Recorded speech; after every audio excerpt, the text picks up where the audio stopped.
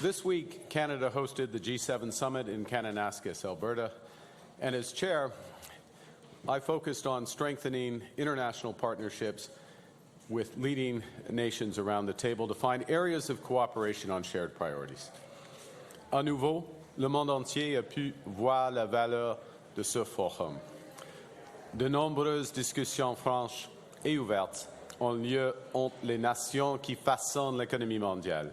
Nous avons trouvé un accord pour bâtir des économies plus fortes en rendant le monde plus sécuritaire, en promouvant la sécurité énergétique et encourageant les partenariats de l'avenir. Nous avons quitté Kananaskis avec de nouvelles opportunités pour le Canada sur les minéraux critiques avec d'autres pays, sur l'intelligence artificielle, sur les chaînes d'approvisionnement, le commerce et bien plus encore. Now, Canadian leadership will be defined not just by the strength of our values, but also by the value of our strength. The world wants to do much more, and work much more closely with Canada, and we're ready. Now, on Monday morning, I, with colleagues, met with President Trump to discuss international priorities as part of the G7, but also to further negotiate a new economic and security partnership between Canada and the United States. And as we've said repeatedly, we'll take all the time we need to get the best deal for Canada, but no longer. And seeing progress that's been made, President Trump and I agreed to pursue negotiations towards a deal within the coming 30 days. We'll continue these negotiations, of course, in good faith. In parallel, we must reinforce our strength at home and safeguard Canadian workers and businesses from the unjust U.S. tariffs that exist at present. And that's why we're announcing that Canada will be introducing a series of countermeasures to protect Canadian steel and aluminum workers and producers. And there's several, and I'm going to list them. First, Canada will adjust its existing counter tariffs on U.S. steel and aluminum products on the 21st of July, at the end of that 30-day period, in other words. We're going to adjust them to levels consistent with the progress that's made at that point on the broader trading arrangements with the United States. Secondly, we will implement reciprocal procurement rules, ensuring that only Canadian producers and producers from trading partners that provide Canada with tariff-free reciprocal access through trade agreements can compete for federal government procurement of steel and aluminum. Troisièmement, le gouvernement établira de nouveaux quotas tarifaires de 100% sur les niveaux d'importation de produits d'acier de 2024 en provenance de pays pour stabiliser le marché canadien et d'empêcher un détournement commercial dommageable suite aux actions prises par les États-Unis. Ces quotas seront appliqués réactivement et seront réexaminés dans les 30 jours. Quatrièmement, le gouvernement adoptera des mesures tarifaires supplémentaires au cours des prochaines semaines pour s'attaquer aux risques associés à la surcapacité mondiale persistante et au commerce déloyal dans les secteurs de l'acier et de l'aluminium qui sont exacerbés par les mesures américaines. Les mesures canadiennes s'appliqueront selon le principe du pays de fond et de coulage pour l'acier et du pays de fusion et de moulage pour l'aluminium. The Government of Canada will also review its remission framework for automobiles to favour the use of Canadian steel and aluminum in Canadian-made products. And finally, we're creating two government stakeholder task forces, one for steel, one for aluminum, to monitor trade and market trends and to better support government decision-making and workers going forward. Remind that the $10 billion large enterprise tariff loan facility remains open to help affected businesses access the liquidity they need and to return to financial resilience as the market stabilizes. In short, the government is responding to the impact of the unjust U.S. tariffs with multiple tools. We will review our response as the negotiations progress. I'll be meeting with the premiers of the provinces and territories tomorrow to discuss this response and our broader coordination going forward. The next week, I will attend the Canada-U.S. summit, as well as the NATO summit, as part of Canada's new government's mission to strengthen and build security and economic partnerships with reliable partners. And this week, in this House, the Parliament has the opportunity to pass the core of our domestic economic response, the One Canadian Economy Act, because together, we as Canadians can give ourselves far more than the Americans can ever take away. Steel and aluminum workers are on the front line of this trade crisis. These are the workers who will help us build one strong Canadian economy, the strongest economy in the G7. Alors, nous les protégerons, ainsi que leurs familles, et nous le ferons avec urgence et détermination. Merci beaucoup, and now the ministers and I will be happy to take your questions. Thank you, Prime Minister. Merci, Monsieur le Premier ministre. Nous allons maintenant commencer la période de questions. We'll start with the first question. The Globe and Mail. Are you imposing anti-dumping tariffs because the U.S. asked you to as part of these negotiations over the 30 days? The short answer, no. There was not a request from the United States, but it's a consequence of the U.S. actions. As you know, the U.S. tariffs on steel and aluminum are global tariffs. They're not targeted specifically at Canada, but they, of course, affect our steel industries and our workers. And one of the consequences of that effect, or prospective consequences, is that steel from other countries, from third countries, start to come into Canada if we don't protect our industry. So we're setting these quotas. It's a long word, tariff rate quotas, but a quota for the amount of steel that can come in from third countries to limit that amount, to stabilize the market. And to be clear, we will be reviewing the level of those tariff rate quotas as this progresses. It depends on what the United States does, first and foremost with Canada, whether we come to an agreement in the next 30 days, but also what they do with the rest of the world. Non, ce n'est pas une requête du gouvernement américain, c'est pour notre industrie. Mais le point est, c'est une réponse à l'impact global des actions des Américains. Parce qu'il y a le marché de l'acier et l'aluminium sont déstabilisés par les tarifs globaux des Américains et il y aura possiblement et probablement des retombées négatives ici au Canada. Alors avec les quotas, on protège nos marchés et nos travailleurs. Merci.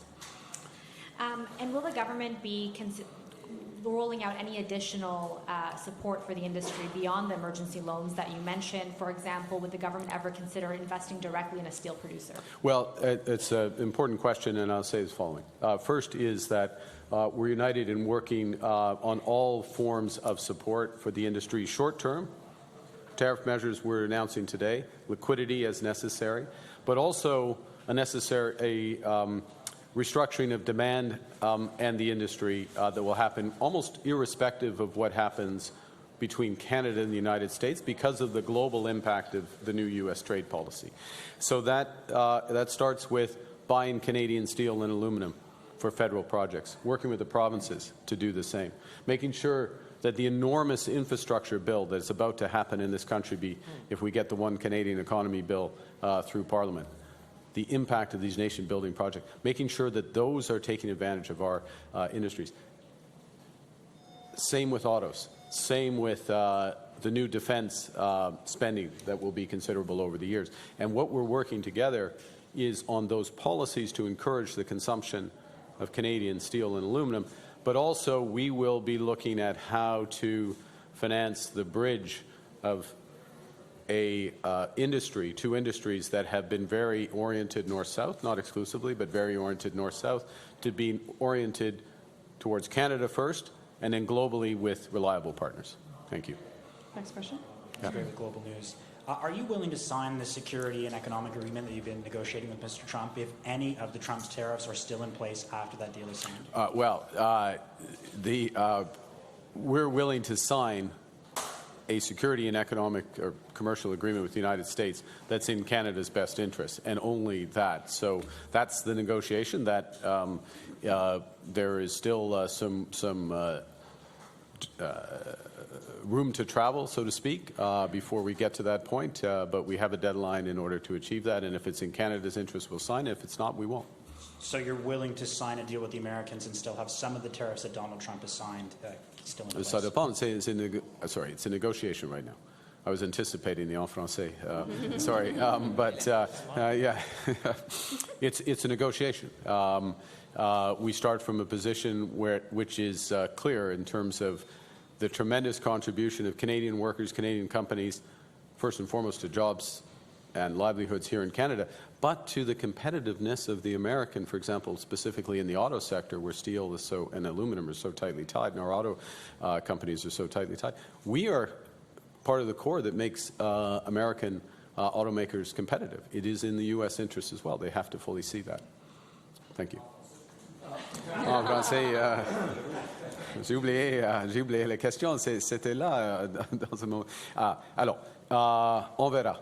C'est une négociation. C'est mieux pour les Américains et surtout pour le Canada, évidemment, d'avoir une libre-échange, une vraie libre-échange, surtout dans les secteurs de l'acier, l'aluminium et l'automobile. Mais c'est une négociation, on verra.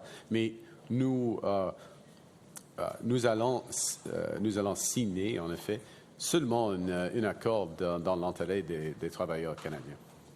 Next question. How often are you communicating with President Trump and to Mr. LeBlanc? What are your tasks during this next 30-day negotiating period? Okay, so I'll answer both, sir. No. I think I would like to hear from Minister LeBlanc. The President and I communicate, I would say, relatively frequently on a range of issues. From our perspective, obviously, this is top of mind. But Mr. LeBlanc. So, thank you, Prime Minister. I'm having ongoing conversations with Secretary Lutnick. Ambassador Hillman and I met following the Prime Minister and the President's meeting in Kananaskis with Ambassador Greer and officials who were with the President in Kananaskis. We've agreed to have another meeting tomorrow. So I'm following up, as the Prime Minister said, conscious of the deadline that he and President Trump fixed. The fact that there's now a deadline set by the two leaders, I think, has focused the conversation. So I'm optimistic over the next 3.5 weeks that we can make some progress. And I'll be reporting to the Prime Minister as that progress unfolds. Thank you. And for the Prime Minister, what are Canada's goals during these 30-day talks? Well, I mean, the high level is the best goal, the best result for Canadian workers and businesses, first thing. Secondly, for that to be the case, we need to stabilize the trading relationship with the United States. We need to have ready access to U.S. markets for Canadian companies and for Canadian companies, and not have our hands tied in terms of our dealings with the rest of the world. Because I'll go back to something I said at the start and heard in every single interaction in Kananaskis. The world wants to work with Canada. The world wants to work with Canada. Minister Joly was just in the aerospace, with the aerospace industry in France a few days ago. Minister Champagne elsewhere. People want to work with Canada. We have major delegations visiting here. And so access to the U.S. for our mutual benefit, but very much an ability to trade with the rest of the world, which we intend to take advantage of, regardless of the outcome of the discussions with the U.S. Next question. Good afternoon, Prime Minister. David Baxter with the Canadian Press. Earlier you were talking about the importance of getting C5 passed. last night we were hearing that the way this bill is being handled is laying the table out for a potential Idle No More 2.0. Are you prepared for a potential summer of protests, and how do you properly address the concerns raised by a host of Indigenous organizations at this point? I mean, the first thing is that at the heart of this legislation is Section 35 of our Constitution.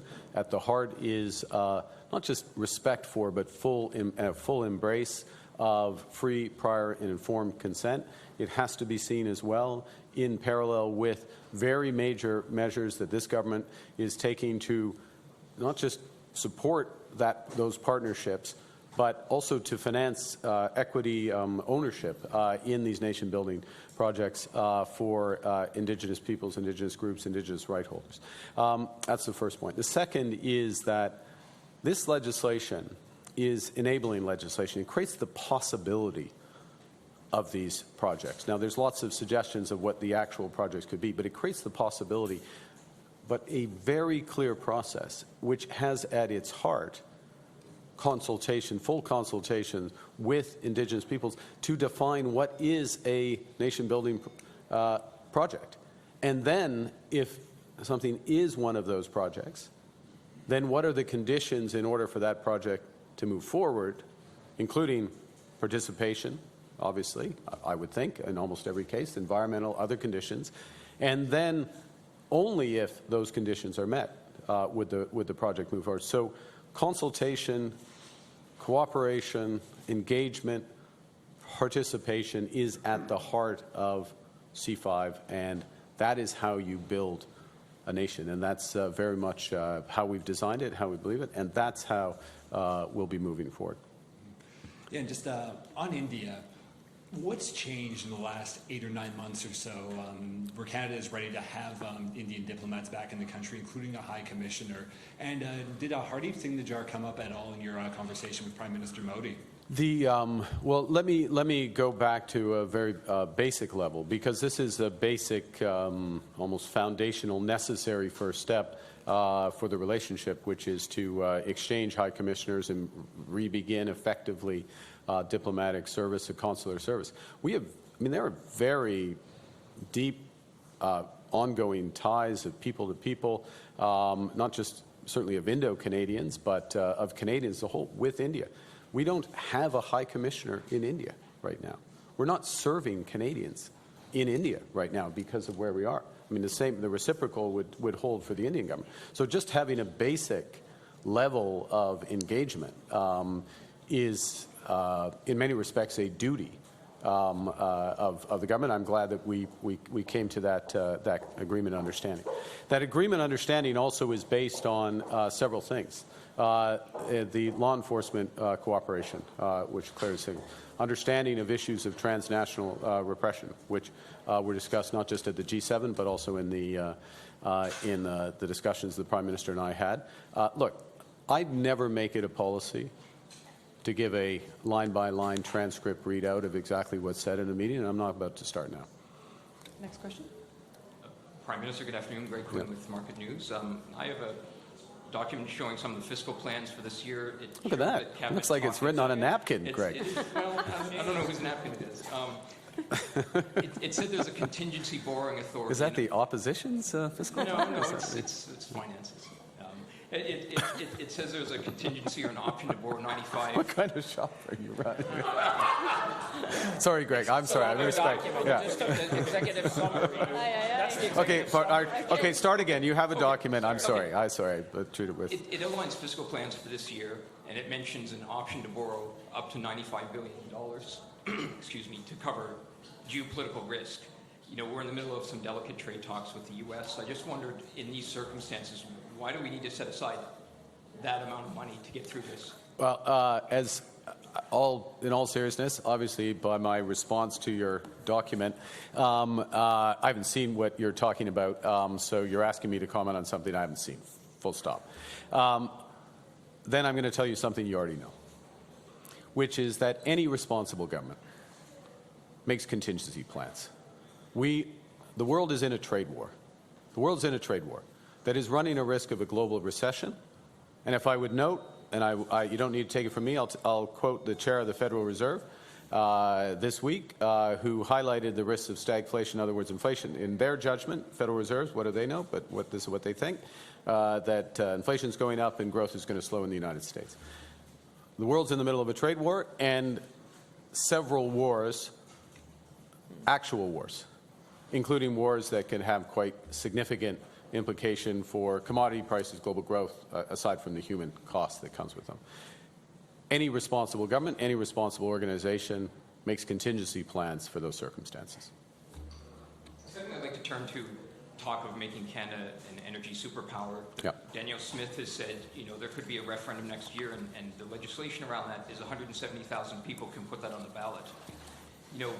Brian Mulroney once perhaps referred to rolling the dice with the future of Canada. Is it appropriate for that few people to put the fate of a G7 nation in the balance? I see what you're trying to do. Look, the province of Alberta, provinces make determinations on the rules governing referenda, voter plebiscites, other factors, and they can make determination on how they come into force. Determinations on broader issues of referenda on federal level, including supported by Supreme Court decisions, are governed by the Clarity. I will refer to the Clarity Act. But look, what we're interested in, what Canada's new government's interested in, what Parliament, I think most parliamentarians are interested in, is building this country, not breaking it apart. It's working together, working with Indigenous peoples, working with provinces, working with labor, working with business. We have many, we have this threat, this realizing from the U.S. that regardless of what outcome we get, it matters what agreement we get, but it's changing the world of trade. It is changing the outlook for the global economy in not just immediate, but the medium term. We have to take more responsibility ourselves to move forward, which is what we're doing with the One Canadian Economy Act and what's underneath it, which very much includes, and I'll finish on this, very much includes cooperation with the province of Alberta, the province of Saskatchewan, province of British Columbia, all the provinces and territories, Indigenous people, for these nation-building projects. And we're having constructive, I would say, very constructive discussions with Premier Smith and stakeholders in Alberta specifically, and we intend to convert those to actual projects, investment, jobs, and a brighter future for the country. We'll have time for one last question. Dernière question. Minister Michael Couture with CTV News. The Hague Commission and now a CSIS report says that India is one of the main perpetrators of foreign interference and espionage in Canada. I know you don't want to give a line-by-line conversation about what you had with Prime Minister Modi, but given how this does affect Canadians very personally, what did you say to Prime Minister Modi about it, and did you tell him to stop it? We've made our position very clear, including recently, that we will not tolerate transnational repression in Canada from any source, geographic or institutional. Nous sommes absolument clairs que c'est pas acceptable du tout d'avoir de l'ingérence étrangère ici au Canada, n'importe quel pays, n'importe quelle institution. Ask you about the conflict in the Middle East and whether or not you support the U.S. directly striking Iran in the goal of diminishing their nuclear capacity. I'll say the following, which is that the prospect, in any sense of that word, of Iran having a nuclear weapon is fundamentally destabilizing to peace in the Middle East and broader peace and stability in the world. We support, at first point. Secondly, we absolutely support and stand by Israel and in its right to defend itself and protect itself. We join others in looking for a resolution of this crisis that ensures that there is not a nuclear weapon or nuclear capacity in Iran, that ensures the safety and stability of all countries, Israel included, in the region, and that leads to broader peace or prospect of broader peace in the Middle East. And I'll draw attention to the G7 statement agreed by all G7 leaders that the resolution of this crisis should be accompanied by a ceasefire in Gaza. Thank you very much.